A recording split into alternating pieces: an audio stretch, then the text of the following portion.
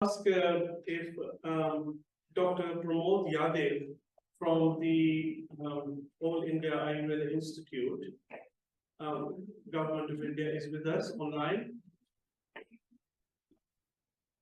Dr. Pramod. Yes, namaskar to everyone.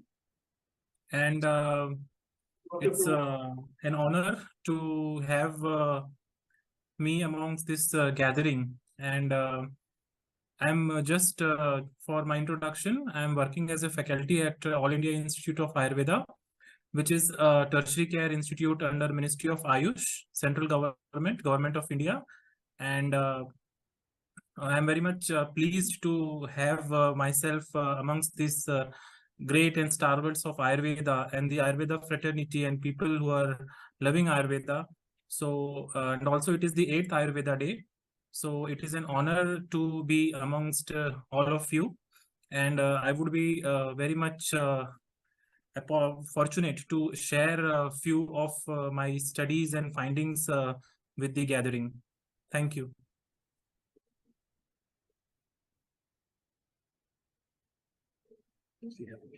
Can I start with my presentation?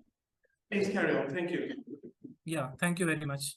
I hope that the slides are visible to everyone. They are visible. Yes. You could play the slideshow so it is full screen. Yeah, so I will be just presenting the relevance of Ayurveda in the present scenario with an evidence-based approach. So, and as I have seen that the learned community already knows about what is Ayurveda, to just a couple of slides, I will be just telling about that Ayurveda is a science of life, and it revolves around, it is a knowledge system of healthy and happy life. And it advocates the path from illness to wellness to happiness. And of course, it is very much rooted into the community, because in India, at least more than 40% of the population to 70% of population, they depend upon the traditional system of medicine, basically, most importantly, Ayurveda, for their for their health needs and for their day-to-day ailments. So it is very much deep-rooted in the public health as well. So it has a potential to meet the demands of the public. And the main objective of Ayurveda, as we all know, that the primary objective has been for as Swastha se Swasthya Rakshan, what we call in Ayurveda in Sanskrit. And it means that the protection of the health of an healthy individual. So the prevention of the disease and the promotion of health has been of prime most importance given in the Ayurveda, as well as after that, the management of disease. So the tripods of Ayurveda are diet, lifestyle, sleep, and celibacy. So it gives a very much personalized and holistic approach. So Ayurveda has advanced concept of health, because WHO already has defined health as not only the absence of disease or infirmity, it is also encompasses the physical, mental, and social well-being. So Ayurveda goes beyond this definition, and it also promotes the environmental well-being and the spiritual well-being as well. We all know that the Ayurveda has its own strength in form of it is a quality, safety, and efficacy assured system of medicine. It is a natural medicine which is time tested, and it is having a holistic approach with the components of yoga, panchkarma, as well as rejuvenation therapy and lot of stress on the immunomodulation or rasayan therapy as well. We have our own understanding of the genesis, the genetic theory of Ayurveda, which is called as the Prakriti. Prakriti is the phenotypes which defines the preponderance to a disease, to a health, through the physical, physiological, and psychological aspects. As I already told that there are three main pillars of health, that is the proper diet, proper sleep, and brahmacharya, which is to be followed, along with so coming to the strength of Ayurveda, as I already told that it is a system which nourishes the body, mind, and spirit. And of course, it is accepted by the community at large. It has the emphasis on promotion of health and prevention of disease. Diet and lifestyle has been given more importance in the Ayurvedic system of medicine. We have a holistic concept of health which encompasses the body, mind, and spirit. If we are having a very individualized approach towards the patient, and we also believe in the universe and individual continuum. That is, the individual is a part of universe, and a universe part of universe lies within the individual. Of course, Ayurveda stresses upon the use of natural products for treatment. We have our own clinical strength, which is towards the lifestyle disorders or geriatric disorders or neurological disorders, and unique therapeutic approach in terms of combination of diet, lifestyle, yoga, as well as the Panchakarma therapy. And recently, the Ayurveda has testified its effectiveness in the infectious cases as well, as in the case of COVID-19. So why the preventive aspect of health is much more important today? Because we have seen the recently shift of the trend of diseases from the infectious disease towards the we can say metabolic disorders are more prevalent today because of the change in diet and lifestyle. More of the population are now migrating towards the cities, and due to this migration, the diet and lifestyle is very much badly affected. The health is affected, the mental aspects are affected. So that's why today the main reasons for mortality are the metabolic disorders. They are the diabetes, hypertension, as well as the cancer. So how can the Ayurveda address this situation? So Ayurveda has certain guidelines like Dinacharya, which are the daily regimen which can be followed. So in the daily regimen, we have the waking up just before the sunrise, drinking lukewarm water, then going for the defecation and urination. Then we have this toothbrushing tongue. So these are the guidelines which have already been set in our classical texts, which has to be followed as a routine every day from the morning to the night. We have the oil pulling techniques. We have the anjan, the nasya, that is nasal drops. Then physical exercise has been given due importance, as well as then doing abhyanga, as well as snan. So why I will just highlight the scientific explanation of few of the activities, that why rising early in the morning is so much emphasized and stressed in Ayurveda. Because we know that during the morning time, the cortisol levels are very much high. And along with the serotonin, which is meant for your acuity, your you can say activity and your alertness. So these are the hormones which are very much released during the morning time of the hour. And studies have proven that as these hormones, they go on during the daytime, so the activity of these hormones are affected on our day-to-day lifestyle, and accordingly we have to modulate, because the circadian rhythm has already been proven. And because of these hormones, they keep the individual active and alert. Just I was highlighting the importance of Ayurveda in terms of the Dinacharya, the Ritucharya, the daily regimen, as well as the seasonal regimen, which has been mentioned in our classical text, and what are the possible scientific backgrounds on which these features have been mentioned. So I was just giving explanation of the activities. The very first activity is to wake up early in the morning, because early in the morning we have a minimum noise pollution, so it enhances our concentration, because it is devoid of any type of noise, air, or environmental pollution. Moreover, the rate of secretion of acetylcholine is more in the early morning and the low in the evening, which helps to withstand the stress and trauma. It has also been proven that the body works in conjugation with the circadian rhythms. Similarly, the synthesis of melatonin, it also increases in this phase by the pineal gland, which is having a control over the reproductive system, the thermoregulatory system, the metabolic rate, and the antioxidant levels. So we have wondered that why most of the you can say the angina or the stroke, it occurs early in the morning because of the increased levels of cortisol. And recently studies have proven that these cortisol levels have very much role into the manifestation of the metabolic diseases. So once a person gets into the habit of early rising in the morning, so he can prevent these metabolic disorders to a greater extent.